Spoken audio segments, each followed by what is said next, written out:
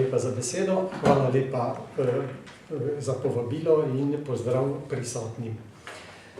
Včerajšnji 1. oktober je bil Mednarodni dan starejših.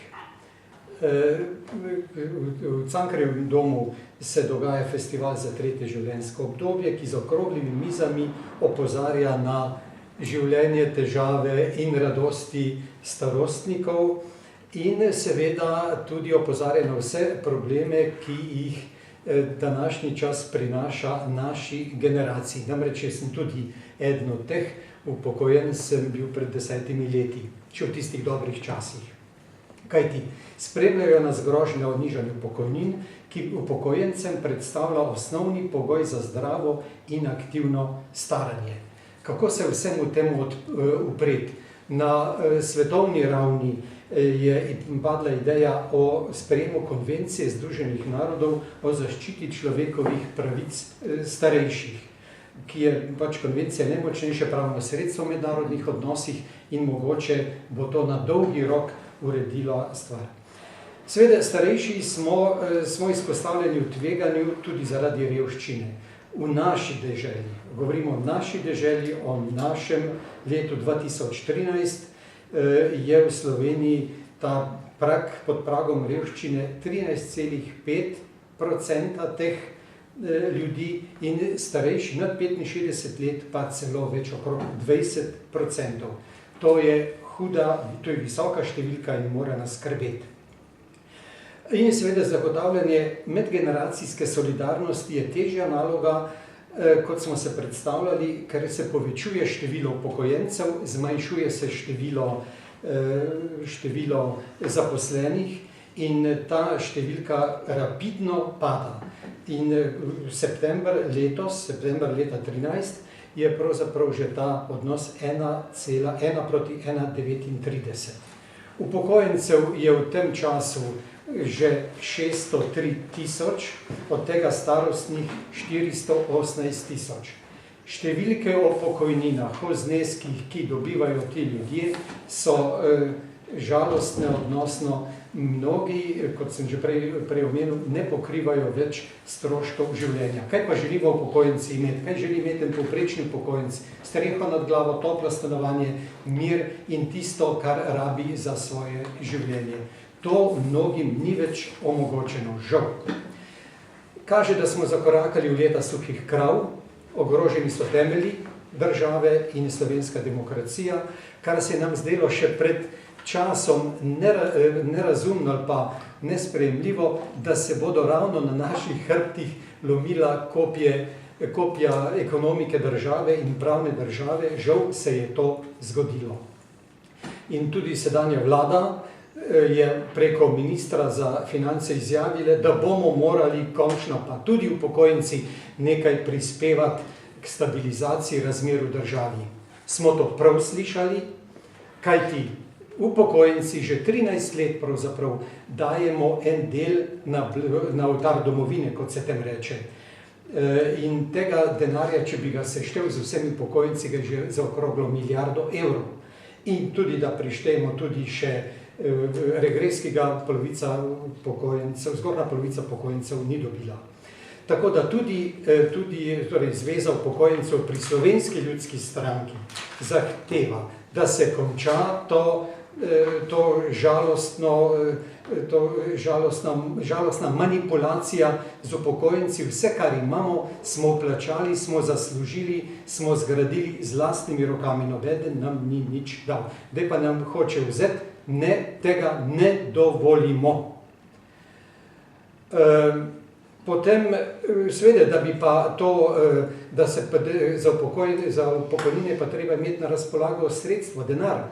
Zagotoviti vzdržnost pokojninske blagajne je najpomembnejša v teh dneh, ko se razpravlja o zakonih, kam dati te vreče denarja, pod katero upravljanje dati te vreče denarja, iz katerih se napaja pokojninska blagajna. Odtujitev premoženja virov pokojninskega sklada je nesprejemljivo. In tudi, kar je podržavljenega, že bi morali dobiti.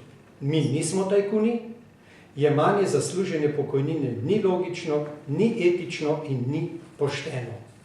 In seveda vse to zakone pa treba sprejemati, zakoni se sprejemajo v parlamentu in parlament, poslanci vseh strank, tudi naše, bi morali mogoče včasima bolj prisluhniti upokojencem, kajti med nami je tudi sem in tja kakšen strokovnjak, se na to zadevo razume in ki zna tudi kakšen nasvet dati, odnosno predlog dati.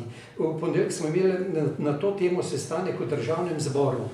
Upokojencev nas je prišlo za 3/4 dvorane, med poslanci, vseh 90 je bilo vabljenih, so pa prišli z besedo 3. Od teh je bil predsednik Državnega zbora, ki je prišel po funkciji, ker nas je tudi nagovoril. Nagovoril nas je tudi evropski poslanec gospod Kacin.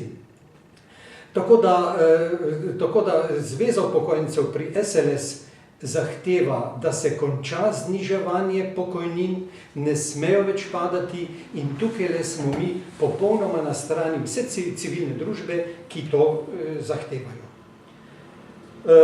Potem sem mogoče še 2 besedi o naši aktivnosti, mednarodni aktivnosti tudi. Zveza upokojencev, odnosno še tukaj v Sloveniji dela, je aktivna pri delu koordinacijskega odbora seniorjev Slovenije KOSOS, ki je bil ustanovljen pred davnimi leti in združuje vse politične stranke, sindikate in civilno družbo, upokojensko populacijo. Tam se dogovarjamo, sprejemamo sklepe, da jih potem predlagamo poslanskim skupinam posameznih strank, tudi naši. In ne pozabiti upokojenci, upam, da vsi preberejo to statistiko, koliko je upokojencev, kajti smo veliko in močno volilno telo in volitve so pa, hvala Bogu, vsake 4 leta. Ne zavzemamo se za vladavino gerontokracije, vladavine starcev, kajti mora biti vse strukture, srednji, mladi nam odhajajo, 8000 v tem letu že, kam nas to pelje, v kakšni državi živimo. Tako da je to veliko vprašanje in mislim, da ko bo prišlo to toliko na čisto do dna, bo to ljudska sila, kot rečemo, sila kola lomi. Tega trenutka ne bi rad doživel. No, smo pa samo še 2 stavka. Smo mednarodno aktivno Zveze upokojencev pri SLS, smo člani Evropske zveze seniorjev, ki je priznana strani Evropske ljudske stranke. Združuje 400 000 članov iz 23 evropskih držav, ki se zavzema za te osnovne, glavne pravice upokojencev. Dostojanstvo, sodelovanje v družbenem življenju, socialno varnost, zdravstveno varstvo in preventivo. In tudi, čeprav nismo primerljivi z vsako evropsko državo, moram povedati, da je v EU državah velja formula 30%, 40%, 50%. Kaj to pomeni? 30% pomeni delež upokojencev v številu prebivalstva, 40% upokojencev pomeni, da se toliko upokojencev udeležuje parlamentarnih volitev in volitev v Evropski parlament, pri nas je številka žal bistveno nižja, in da 50% upokojencev jih voli stranke, ki so članice Evropske ljudske stranke. Zakaj pa? Zato, ker je ta parlamentarna skupina prisluhnila njihovim potrebam. Spoštuje njihovo preteklo delo, kar pri nas ni slučajno, in jim skozi zakonodajo zagotavlja zaslužene pokojnine. Nam pa grozi, da jih bodo vzeli. Hvala lepa, gospod Bogataj. Besedo predajam predsedniku mestnega odbora Zveze upokojencev pri SLS Ljubljana, gospodu dr. Dragu Čeferju. Izvolite. Hvala lepa. Program Slovenske ljudske stranke temelji na celovitem spoštovanju dostojanstva človeka, torej tudi upokojenca, in daje poseben poudarek družini. Zato podpiramo varovanje pravic upokojenca in zagotavljanje možnosti, da svoje znanje in moči še naprej vlaga v dobro svoje družine in družbe. Zato se upokojenci SLS zavzemamo za naslednje. Prvič, kupna moč pokojnine je sveta, nedotakljiva. Zavzemamo se za ohranitev realne vrednosti kupne moči pokojnin, ki so pravica iz minulega dela. Pri tem gre za ohranitev realne vrednosti neto pokojnin. torej vrednosti po odbitku dajatev. Trditev, da z večjim obdavčenjem pokojnin ne posegamo v pokojnine, je zavajanje. Povečanje davka, zmanjšanje regresa je zmanjšanje pokojnin. Toliko glede besednih razlag tega zakona. Drugič, arbitrarna in pavšalna je tudi trditev, da to poseganje prizadene samo tiste s sorazmerno visoko pokojnino. Namreč, tukaj je samo en parameter upoštevan, višina posameznikove pokojnine. Če želita skupaj dva upokojenca z neko višino pokojnine, oba imata isto višino pokojnine, je drugače, kot če eden z isto in če mora biti tisti preživlja svojega sozakonca, pa mora biti še koga drugega. Torej, naš predlog. Sedanji poseg v pokojnine je torej treba popraviti z upoštevanjem povprečnega dohodka na družinskega člana v gospodinjstvu, v katerem upokojenec živi. Drugič, zavzemamo se za večje možnosti, da upokojenci tudi s svojim delom prispevamo k dobrobiti svojih bližnjih in razvoju in stabilnosti gospodarstva in celotne družbe. Deliti je namreč mogoče samo to, kar ustvarimo. In zato je treba dati možnost vsakomur, tudi upokojencev, da ustvari več, da pomaga k ustvaritvi skupnega BDP. Torej, naš predlog. Davčne in podjetniške predpise je treba dopolniti tako, da bodo prožni in bodo spodbudili upokojence, da dajo svoj prispevek tudi v gospodarstvu. Da ne bodo za vsak majhen poskus kaznovani z izgubo pokojnine in da se jim bo splačal vsak še tako majhen doprinos k skupnemu dohodku, od katerega bo imela sicer tudi država svoj davek. Tretjič. Slovenska ljudska stranka v skladu z usmeritvami EU podpira načelo subsidiarnosti. Saj vodi k družbeni učinkovitosti in smotrnosti, to načelo namreč. To je načelo, ki pravi, naj bo vse, o čemer se lahko odloči in kar se lahko naredi na nižji ravni, v pristojnosti te nižje ravni. Ob napovedi vlade, da bo ukinila manjše občine in tako marsikje odstopila od načela subsidiarnosti, smo se vprašali, kaj lahko storimo, da bi ta usmeritev ne naredila Sloveniji prevelike škode. Eden od naših odgovorov je poživitev projekta Povežimo Slovenijo. V tem projektu bodo naši člani vsake slovenske občine v naslednjem letu obiskali vsaj eno občino in se seznanili z njenimi možnostmi, lepotami in problematiko. Tako bomo dobili znanje, poznavanje problematike, to bo prispevalo k pripravi naše stranke na razpravo o morebitnih vladnih ukrepih ukinjanja posameznih občin. In četrtič, ugotavljamo, da model divjega liberalnega gospodarstva Sloveniji ni prinesel uspešnosti. Zato podpiramo poslance in organe Slovenske ljudske stranke, ki v skladu s programom Slovenske ljudske stranke iščejo rešitve, ki upoštevajo pomen skupnega dobrega in solidarnosti, ter ob pravicah lastnikov dobrin poudarjajo tudi njihove dolžnosti, ki izhajajo iz lastništva. Hvala lepa. In zaključne poudarke misli še predajam besedo predsednici stranke Olgi Ferenc. Številne ankete so pokazale, da se ljudje največ bojimo starosti in bolezni. Prav starost in biti upokojenec bi moralo biti obdobje, ko nekako uživaš sadove dosedanjega dela in če me osebno vprašate, se bojim starosti in se bojim, ker ne vem, kako bom dobila in preživela s pokojnino in tako mnogi številni v Sloveniji. Zakaj? Zato, ker sedanja vlada naše države upokojencem samo jemlje. Tako nam je krepko dvignila DDV in nam še grozi z novim dvigom DDV-ja. Upokojenci so dobili nižji dodatek za rekreacijo, pri čemer nekateri ga niti ne dobijo, kot češ, saj ga ne potrebujejo. Pa vemo, da ga prav zaradi zdravstvenega stanja potrebujejo. Ni revalorizacije pokojnin, draži se življenje, energenti, elektrika, hrana, sveža nova doplačila za zdravila v zdravstvu, številne napovedi novih doplačil v zdravstvu. Ukinjene so bile državne pokojnine. Lahko rečemo, so tudi v celoti ukinjen varstveni dodatek. Le nekateri si ga še upajo pridobiti, kajti grozi jim odvzem premoženja. In sedaj je na pohodu, agresivnem pohodu, še nov nepremičninski davek.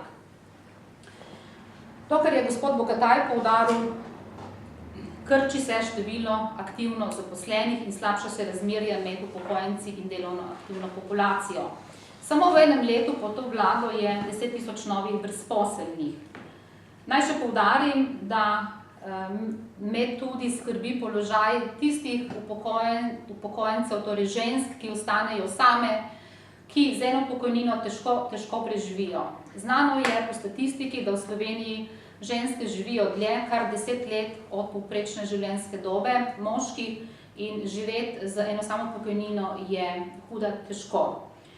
Da ne govorim o temu, da na starejša leta, ko potrebuješ tudi 5-krat, 6-krat več zdravstvene oskrbe kot človek pri letih 40, če rečem, to je statistično dokazano, da težko se odločamo za domove za starejše, ker ni s čim plačati.